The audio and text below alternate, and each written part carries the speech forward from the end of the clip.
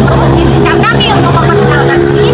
Saya Ika Utama Putra, Nadiem Ahira 4240, dan teman saya Novalia Marsa Salsabila dengan NIM akhir 237. Saya Raffi Rahman dan India dengan NIM akhir 239. Saya Ita Sayu Azhara dengan NIM akhir 238. Saya Akbar Bedla Ferdianto dengan NIM akhir 4241. Jadi hari ini kita akan jalan-jalan mengelilingi area Monumen Tugu Pahlawan. Oke, Museum 10 November. Nah, langsung saja ikuti perjalanan kita berkeliling di Monumen Tugu Pahlawan dan Museum 10 November. Yuk.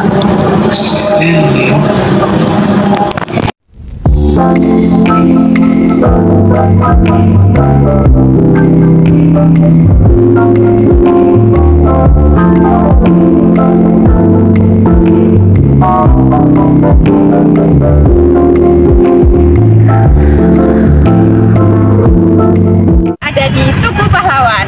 Tugu Pahlawan merupakan monumen yang didirikan pada tanggal 10 November tahun 1951 dan diresmikan oleh Presiden Soekarno dengan tujuan mengenang para pahlawan Indonesia yang berjuang di masa itu.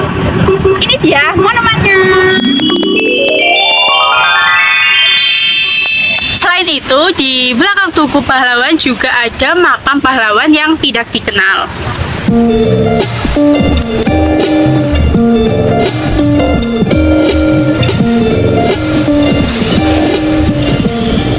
Nah, di makam pahlawan tidak dikenal ini, di sini ada tulisan, di sini kau tidur dalam keabadian tanpa batas, sebagai pahlawan tak dikenal, karena gugur saat berjuang tanpa pamrih, membela bangsa dan negara, menjadi satu dalam pusara tanpa nama. Di lain sisi dari Tugu Pahlawan juga ada memorabilia Monumen Tugu Pahlawan. Di sini ada tulisan yang menarik sekali, teman-teman. Lihat di dekat pintu gerbang, tentunya. Di sini tertulis satu kalimat, padamu generasi, tanpa pertempuran Surabaya, sejarah bangsa dan negara Indonesia akan menjadi lain. Di mana artinya, tanpa perjuangan Surabaya akan menjadi lain dan tidak akan menjadi seperti Surabaya sekarang ini, teman-teman. Dan bisa jadi kita masih dijajah oleh bangsa-bangsa lain, misal Belanda, misal Jepang. Jadi perjuangan Surabaya dan arek-arek Surabaya serta pahlawan-pahlawan pada saat hari itu merupakan satu perjuangan yang benar-benar menentukan nasib kita hari ini. Jadi kita perlu berterima kasih pada jasa pahlawan yang telah gugur mendahului kita. Di area Tugu Pahlawan ini juga terdapat mobil dari seorang pahlawan Indonesia, yaitu dari seorang Bung Tomo.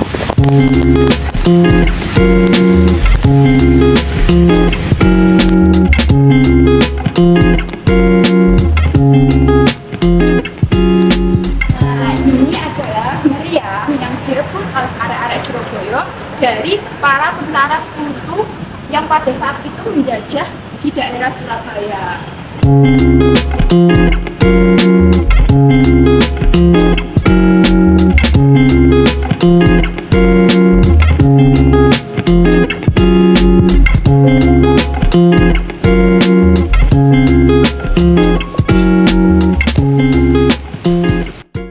Tugu Pahlawan ini untuk foto-foto, rekreasi, atau mau dibanding untuk anak SMA biasanya.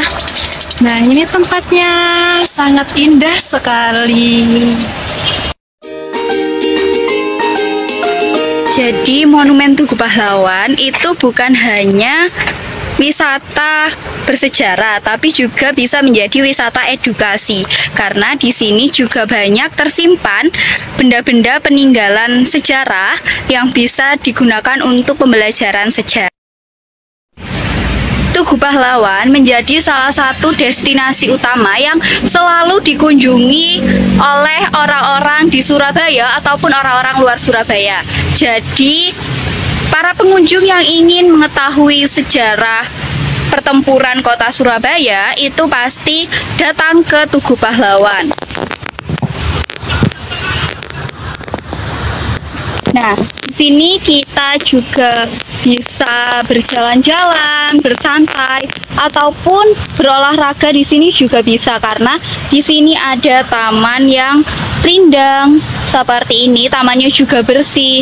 Jadi kita bisa melakukan banyak hal di sini.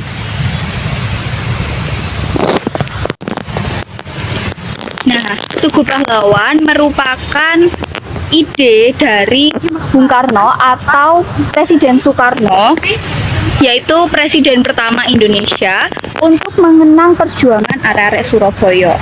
Tugu Pahlawan ini didirikan di atas bekas markas Kempetai. Apa itu markas Kempetai?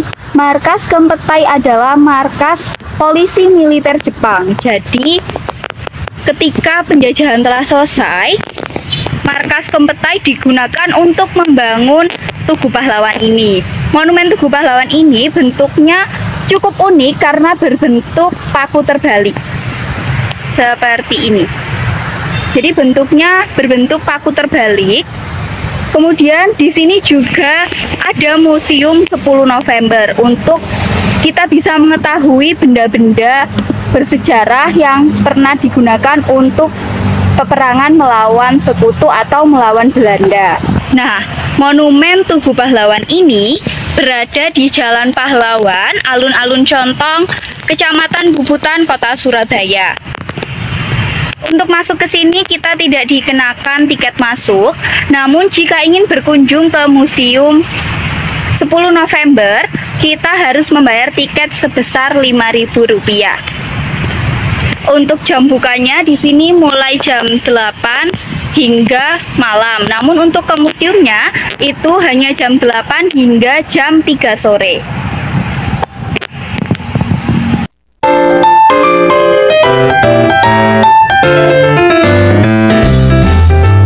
Ini kita akan memasuki area museum yang berada di sini sama teman-teman.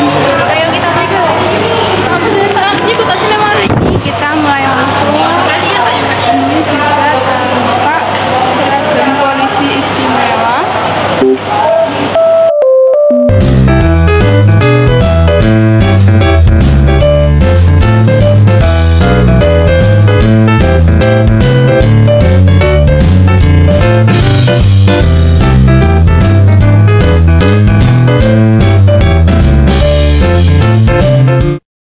Di sini juga ada nama-nama tokoh atau pelaku dalam perjuangan kemerdekaan pada tahun 1945 di Surabaya.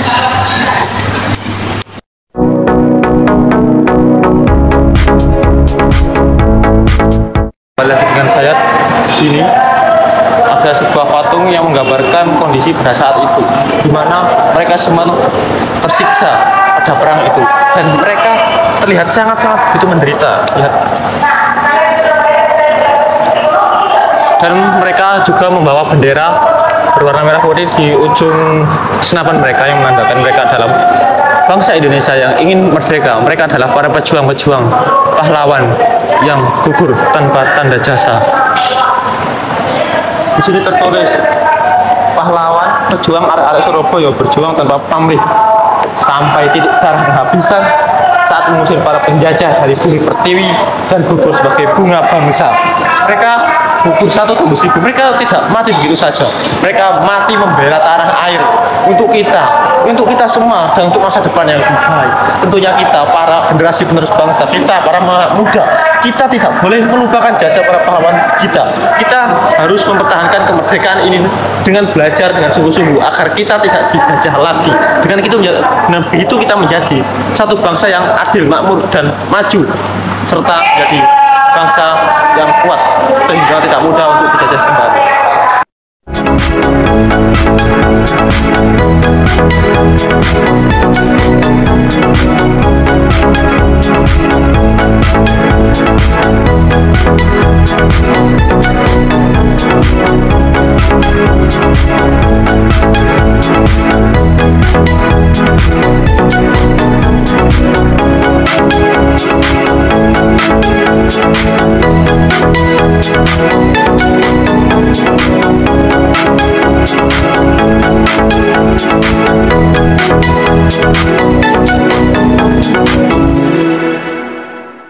Nah, ini adalah bambu runcing, yaitu senjata Rare Surabaya untuk melawan sekutu.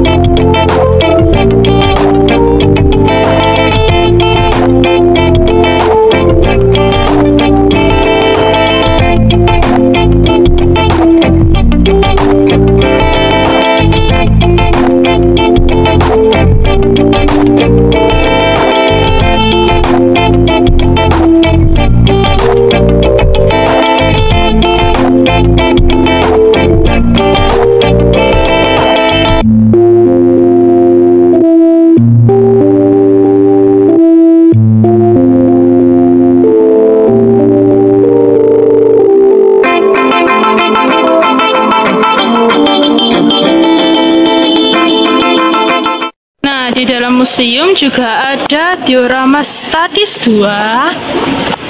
Jika kita masuk ke dalam, maka akan disuguhkan oleh beberapa diorama.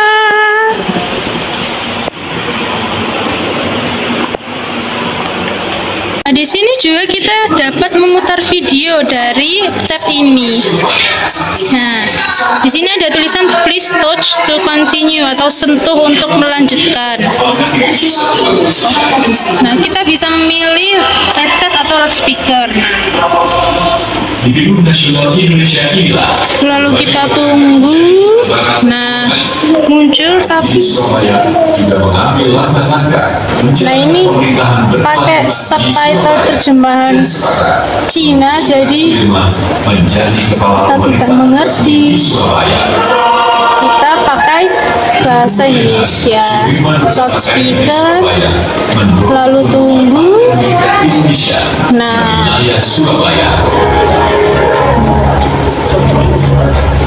kalian bisa baca di sini. Ini dioramanya.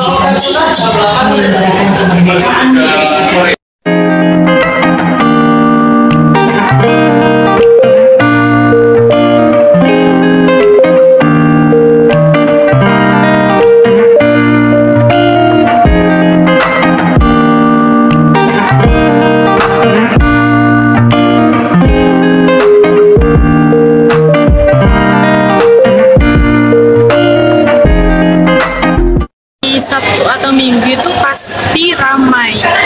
Jadi beginilah tampakannya, sangat ramai sekali. Nah, di sana seperti ada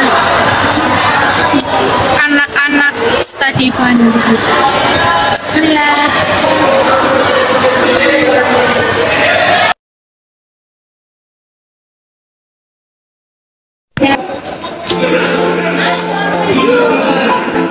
Nah, kita menuju ke lantai 2. Ini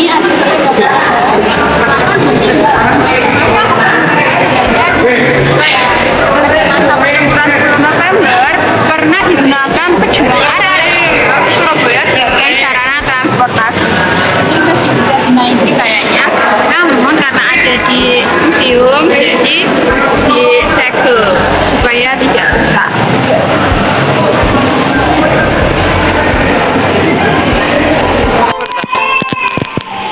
Nah, ini adalah gambaran kondisi dapur umum pada saat perjuangan.